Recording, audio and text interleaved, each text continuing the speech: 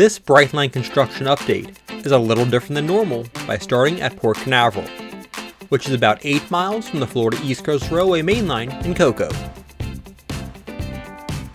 I was here for a new development in the construction progress, as a ship was being unloaded with international ballast, sourced from Canada specifically. It will be used to supplement the existing ballast deliveries that had been coming from Georgia.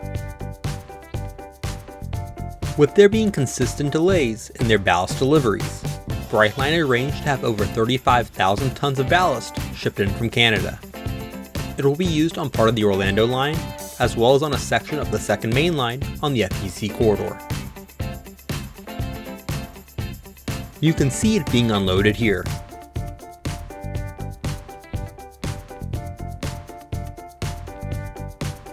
This is also a rare opportunity to show some space hardware, as 2 SpaceX Falcon 9 rockets are at the dock.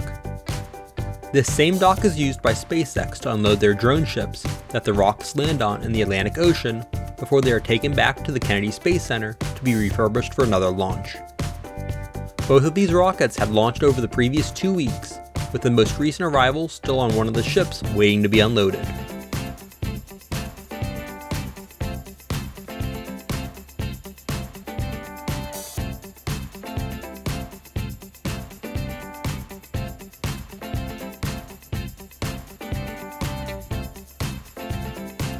We'll now move over by the Cocoa Tunnel in Cocoa, where the ballast is being stockpiled.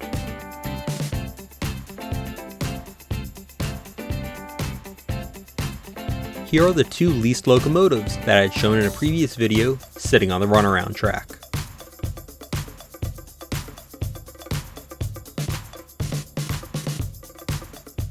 This trackmobile was moving the 20 ballast hoppers that have been dedicated to distributing this shiprock.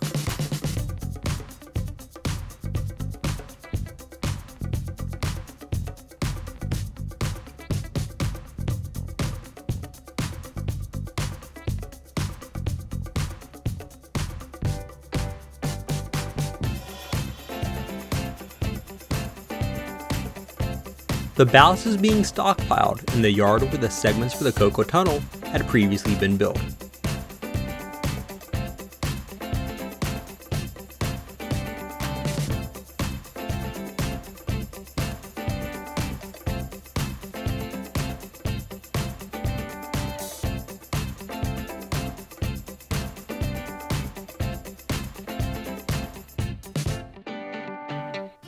This loader was just beginning his evening shift, loading these cars with the ballast to be unloaded the next day.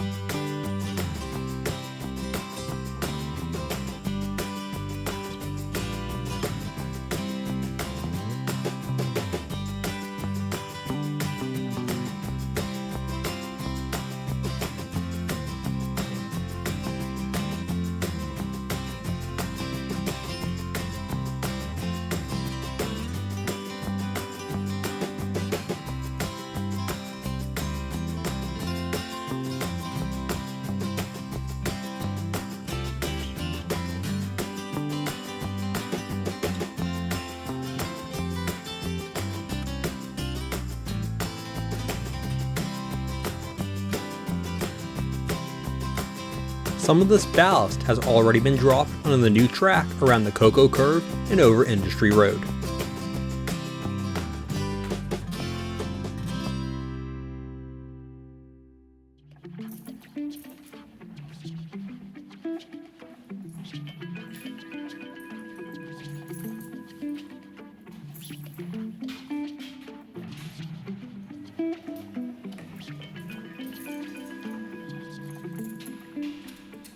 Here is another bucket full of ballast being loaded.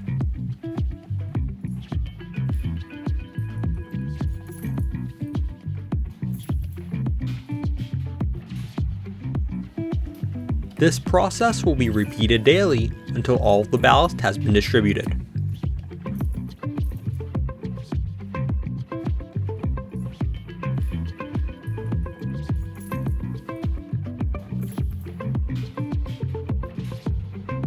And one final look at the leased locomotives.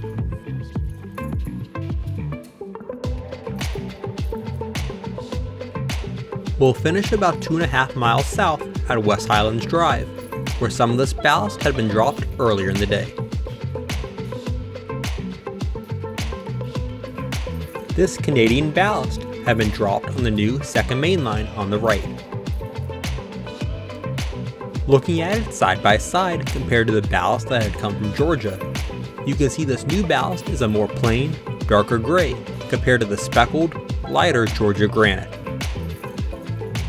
This makes picking out where this Canadian ballast is laid fairly simple. In the distance, track construction continues to the south, and the second main line is connected to both the Peachtree Street and State Road 520 crossings.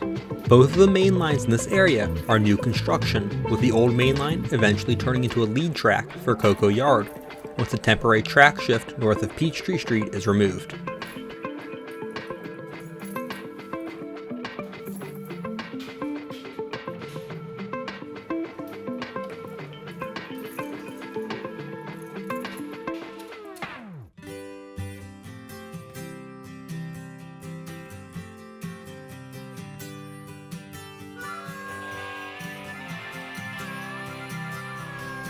No flight in this area would be complete without a quick hello to the viewers of Virtual Railfan's Cocoa live streaming camera.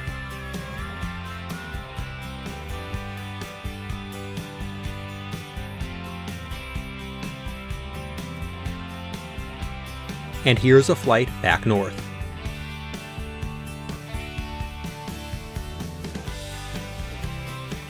The new ballast still needs to be tamped and regulated.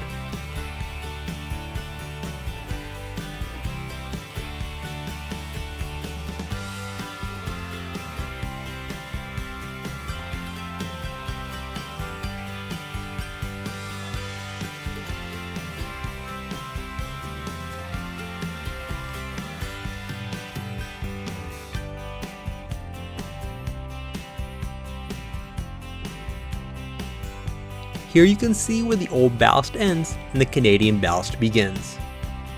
A track shift was completed in this area, so trains are running on the new Eastern Main Line, with this section of the old one becoming part of the second Western Main Line.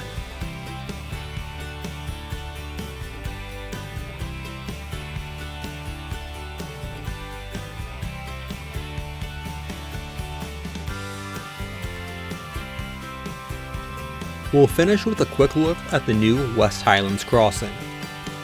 In addition to adding the second track, a new sidewalk has been added at the crossing itself. Additional crossing protection still needs to be installed here, and that will be done closer to the time when the second main line is put into service. As an added bonus, here is FEC Train 206, which passed whilst filming the loading at the Cocoa Tunnel. It had a standard LNG power set on the head end, along with one of the Grupo Blue GP40-2s, followed by a 6,000 foot long train.